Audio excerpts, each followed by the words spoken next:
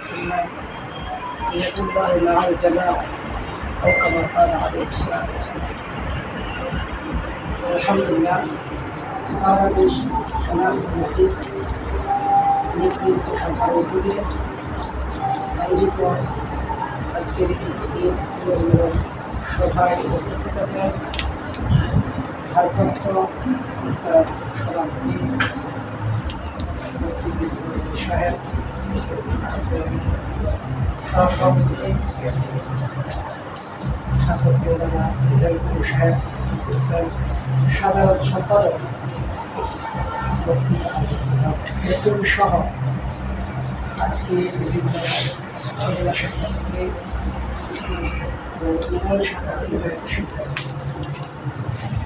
আমরা সংক্ষিপ্ত আকারে কথা বলব, শোনার চেষ্টা করবো এবং সবক গ্রহণ করার চেষ্টা করব। যদি সংগঠনটি জীবনে লালন করতে চায়, সংগঠনে কাজ করতে চাই বা করব, আমি সংক্ষিপ্ত কথা বলতে চাই আমরা কেন করবো এই খেলা।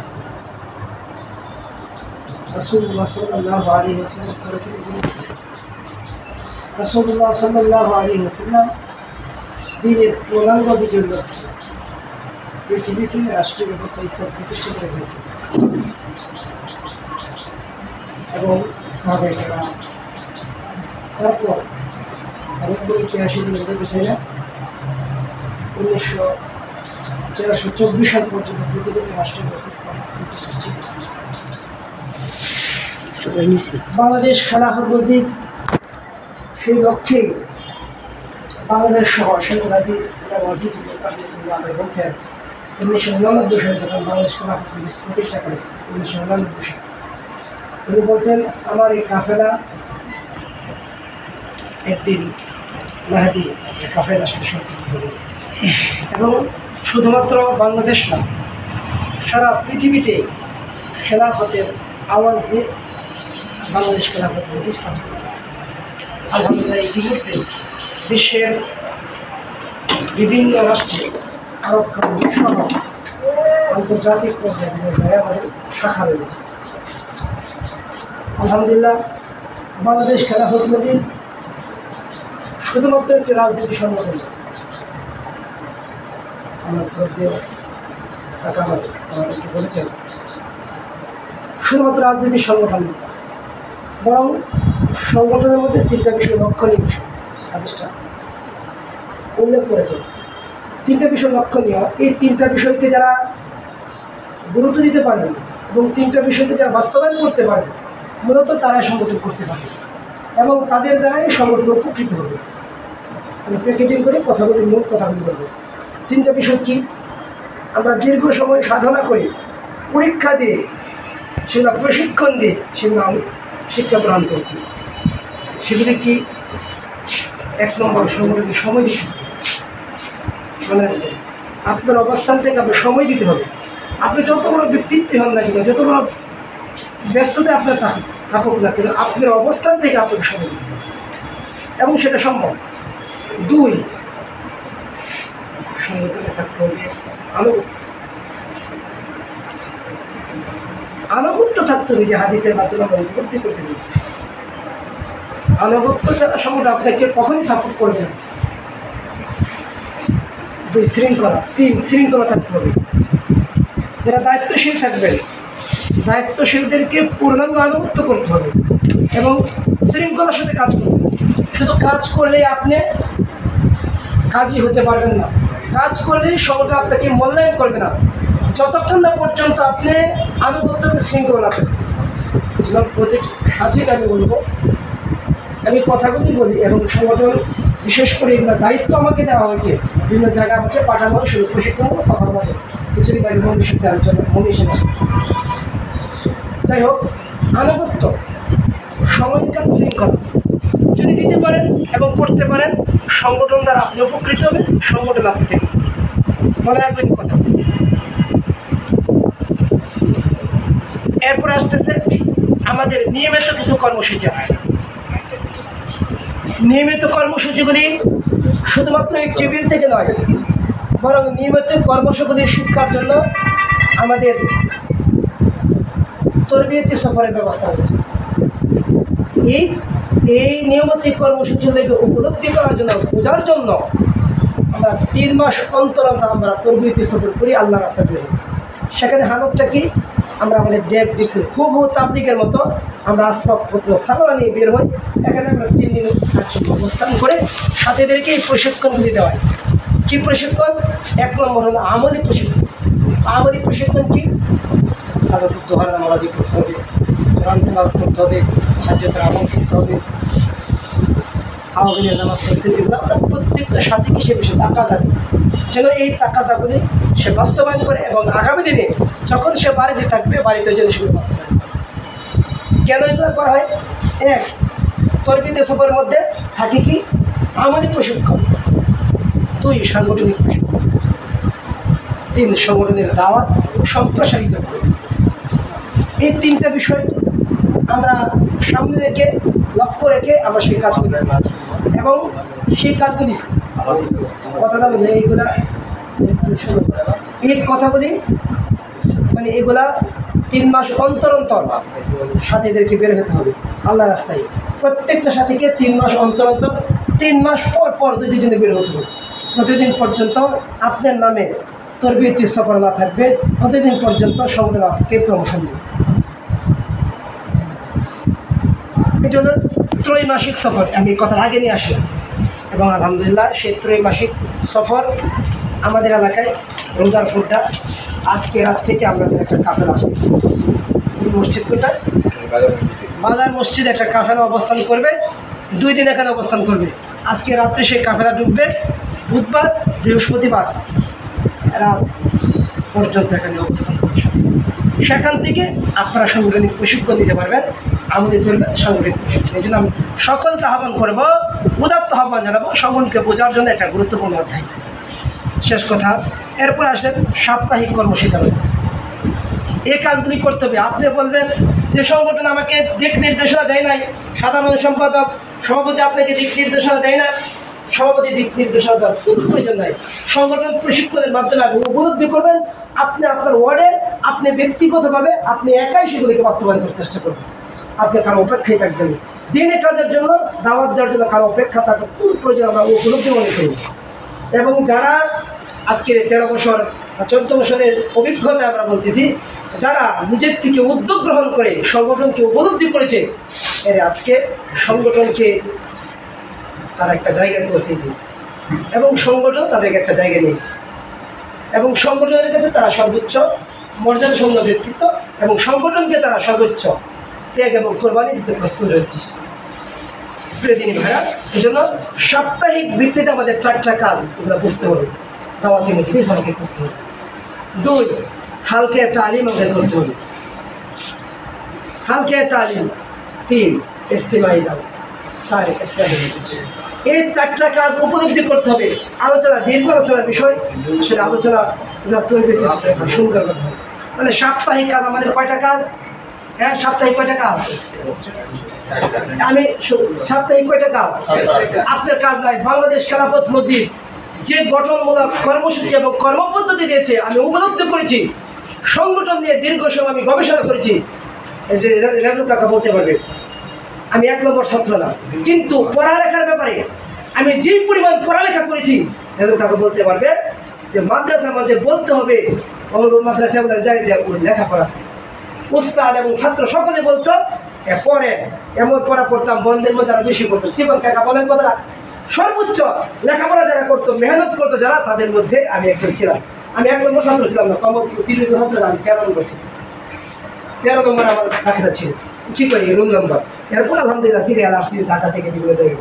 যাই হোক, যে কথা বলতে সাপ্তাহিক কাজগুলি উপলব্ধি করতে হবে। আপনি আজকে আপনি গ্রহণ করার সময় আপনি বই সংগ্রহ করেন, বই সংগ্রহ করতে হবে না, আপনি নোট করেন দাওয়াতি মজলিস, হালকা তালিম, ইসলামী দাওয়াত, ইসলামী মজলিস। এগুলো কাকে বলে? আপনি আগ্রহ থাকলে আমার সাথে যোগাযোগ রক্ষা করেন।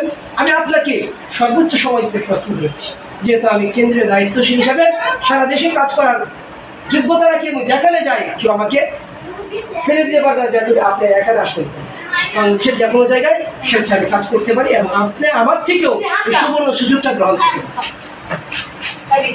এরপরে আসেন ইসলাহি মজলিস। এরপরে বলে দেব মাসিক কয়টা কাজ সংক্ষিপ্ত আকারে প্রত্যেকটা বিবরণ দীর্ঘ আলোচনার বিষয় ছিল।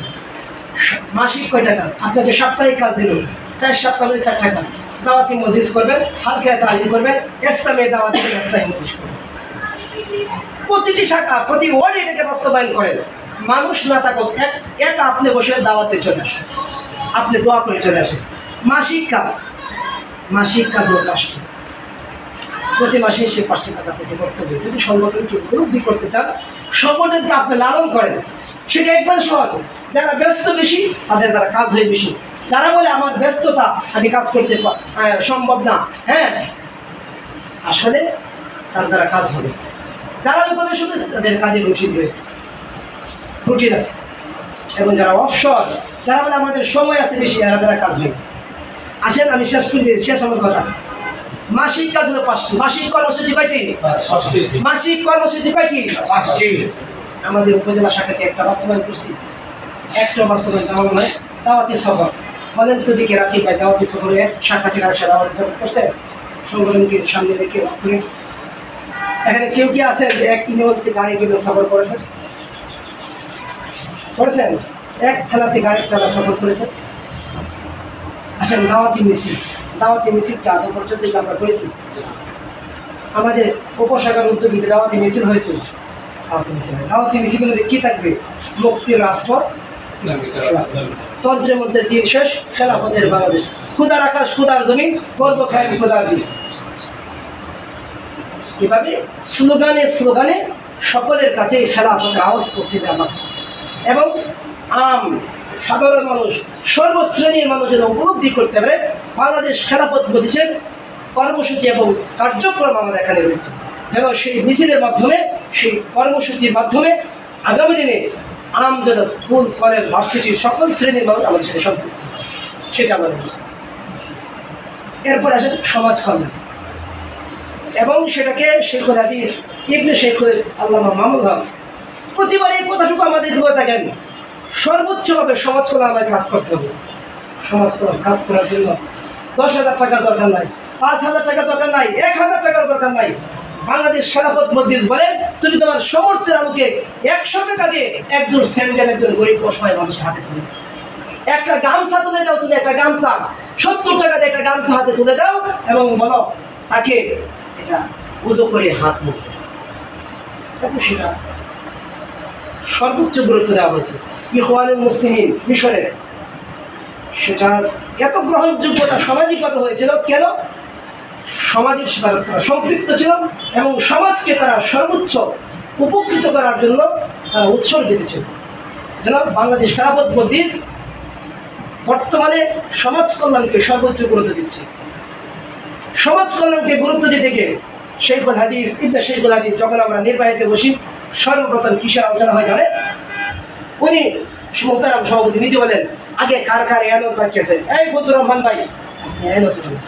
উনি নিজে বলেন আমার এয়ানত দেন, এবং সবাইকে বলে যারা এয়ানত দেন না এয়ানত দেন, এরপরে মিছিল। আগে এয়ানত তারপরে মিছিল, আগে এয়ানত। মুখে চাপাবাজি করা সম্ভব, সময় দেওয়া সম্ভব, বলে জান দিলাম, জান প্রয়োজন হবে না জান দিতে প্রস্তুত, মাল দিলাম এই কথাটা বলে না এবং দেয় না। এবং আমরা সে কোরবানি করি। কর্মী ওলামায়ে কেরাম সমাজের সাথে যেভাবে সম্পৃক্ততা রয়েছে, জামাত ইসলামের চাইতে আমি মনে করি, আমি যদি নির্বাচন আমাকে যদি কেন্দ্রীয়ভাবে, আমি চাই না, আমাকে কেন্দ্রীয়ভাবে তারা সিদ্ধান্ত নিয়েছে যে আপনি এই আসনে লড়াই করবেন, নির্বাচন করবেন। কেন? তাগলিবদের দাওয়াতকে প্রতি ঘরে ঘরে পৌঁছানোর জন্য, যেন মানুষে বুঝে খেলাফত একটা গুরুত্বপূর্ণ অধ্যায় ছিল। রাসূলুল্লাহ সাল্লাল্লাহু আলাইহি ওয়াসাল্লামের কাজ ছিল, আল্লাহর নবী খেলাফত রাষ্ট্রীয় ইসলাম প্রতিষ্ঠা করেছিলেন, সেই দাওয়াতটা প্রতি ঘরে পৌঁছানোই মাকসাদ, নির্বাচিত হওয়া মাকসাদ না। যাই হোক, আমি সমাজ কল্যাণে কাজ করতে হবে। আমরা আগামী দিনে ইনশাআল্লাহ ইয়া নদীতে প্রস্তুত আছি তো? প্রস্তুত আছি তো? সমর্থের আলোকে আমরা সে নদী। এরপরে 1 নম্বর দাওয়াতি সফর। আপনি আপনাকে জিজ্ঞাসা করেন আমি কি দাওয়াতি সফর করেছি, আপনি দাওয়াতি মিছিল করেছেন কিনা? আদৌ একজনকে 5 জনকে নিয়ে করে?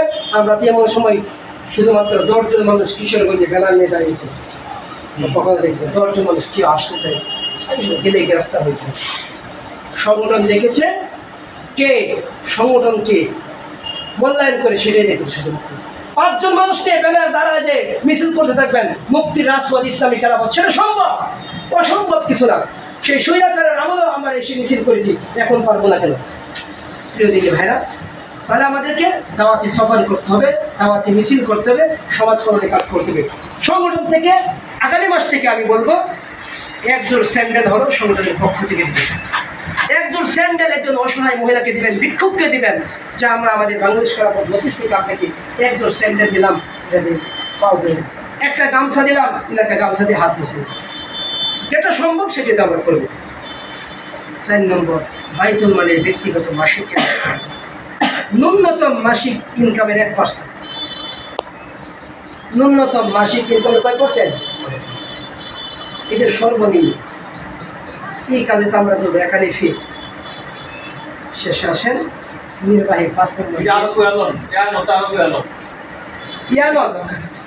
রাসূলুল্লাহ সাল্লাল্লাহু আলাইহি ওয়াসাল্লাম বলেন বুখারীর মধ্যে হাদিসে কুদসি নেই, ইবনে আদম আনফিক আলাই,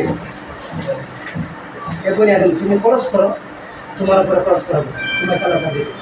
আমরা এখানে উলামায়ে কেরাম সে বিষয়ে আলোচনার বিষয় না, দীর্ঘ আলোচনা রয়েছে। সেটাই তো দিনের জন্য যারা সর্বোচ্চ ত্যাগ এবং কোরবানি পেশ করে তারাই তো আল্লাহর কাছে দামি হয়। সাহাবায়ে কেরাম এত দামি হয়েছে কেন? চাপাবাজি করে দামি হয়েছে? সাহাবায়ে কেরাম কি চাপাবাজি করে দামি হয়েছে নাকি কাজের মাধ্যমে দামি হয়েছে? বাংলাদেশ খেলাফত মজলিস প্রথম থেকে যে কর্মসূচি গ্রহণ করেছে সেই হাদিস আল্লামা মামুন হক সেই কথা বলেছেন, আপনি আমি কথা শুধু কথার মধ্যে সীমাবদ্ধ থাকবো না, সংগঠনের কাছে গ্রহণযোগ্যতা অর্জন করার জন্য, সামাজিকভাবে গ্রহণযোগ্যতা অর্জন করার জন্য কাজের মাধ্যমে দেখেন। কাজের মাধ্যমে তুমি হও। তুমি চেয়ার দখল করার চেষ্টা করো না, তোমাকে চেয়ার ডাকবে, চেয়ার তোমাকে ডাকবে। এই জন্য বাইতুল মালে ইয়ানত এটা একটা গুরুত্বপূর্ণ অধ্যায়, এবং উনি কথাটা বলেন তাই বলে থাকেন যে বাইতুল মাল ইয়ানত দেয় না সে আমাদের সংগঠনের সাথে না, সে সমর্থক। সে সমর্থক, প্রকৃতপক্ষে সে সাথে না। প্রকৃতপক্ষে যে ইয়ানত দেয় না সে সাথে না। আপনি সময় দিতে পারেন না, আপনি কি অর্থ দেওয়া সম্ভব না? বর্তমান এই ডিজিটাল এই বেশি শয়তানে যা করে গেছে, বেশি স্বৈরাচারে যে ডিজিটাল বাংলাদেশ গঠন করে গেছে, তার মধ্যে স্মার্ট বাংলাদেশ গঠন করে গেছে, তার মধ্যে আছে নগদ বিকাশকে আমরা বয়কট করবো। বিকাশকে বয়কট করবো। আমি এখন বিকাশের রেজাল্ট করি না, আমার টাকা 6 মাস পরে দিতে বিকাশে পাঠাই, বিকাশে পাঠাই না, আমার থেকে উদ্যোগ গ্রহণ করতে হবে। নগদ আমরা ব্যবহার করবো, ইহুদি পণ্য আমরা বর্জন করবো। বিকাশের মাধ্যমে আপনি 1 বছরের টাকা পাঠাই দেবেন। ইয়ানত দেন না, সংগঠনকে আপনি মহব্বত করেন না, সংগঠনকে প্রকৃতপক্ষে আপনি ভালোবাসেন। জন্য ইয়ানতের ব্যাপারে আগামী দিনে সর্বোচ্চ গুরুত্ব দিব ইনশাআল্লাহ। এবং আমাকে কেন্দ্রীয়ভাবে বলা হয়েছে, যেহেতু আমাকে নমিনেশন মোটামুটি চূড়ান্ত, আমি কিন্তু এর আগে কোনো কথা বলি, কেন্দ্রের থেকে যে পোস্টার পাঠানো হয়েছে, বিশেষ করে তুমি সাবধানের বিষয়টা। এবং আমি শুধুমাত্র এই বছর দায়িত্ব নেই না জেলা শাখার কোনো জায়গায় দায়িত্ব, প্রথম থেকে মশওয়ারা করেছি, ঠিক না? কেন্দ্রীয়ভাবে মামুসা পর্যন্ত করছে যে মোহাম্মদ আলী এই বছর জেলা শাখার কোনো দায়িত্ব থাকবে না। কেন থাকবো না? একতল আমার মাদ্রাসার একটা বিশাল একটা কাজে আমি ব্যস্ত। যারা দেখছে সচককে বুঝতে পারে যে কী পরিমাণ কাজের মধ্যে ব্যস্ত।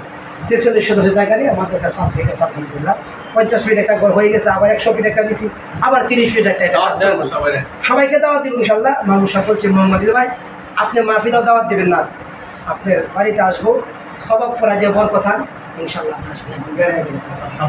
বলছে। এবং আমি শতভাগ 99% আশাবাদী আগামী কতলোকারিতে উনি আসবেন। গত বছরের সবক রেখে দিচ্ছি হুজুরের জন্য।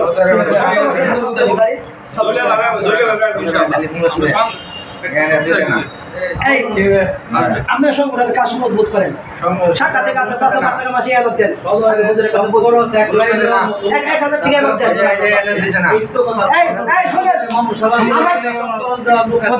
কথা বলেন না যে খরচ দেওয়ার লোক সব জায়গায় আছে, খরচ দেওয়ার লোক সব জায়গায় আছে।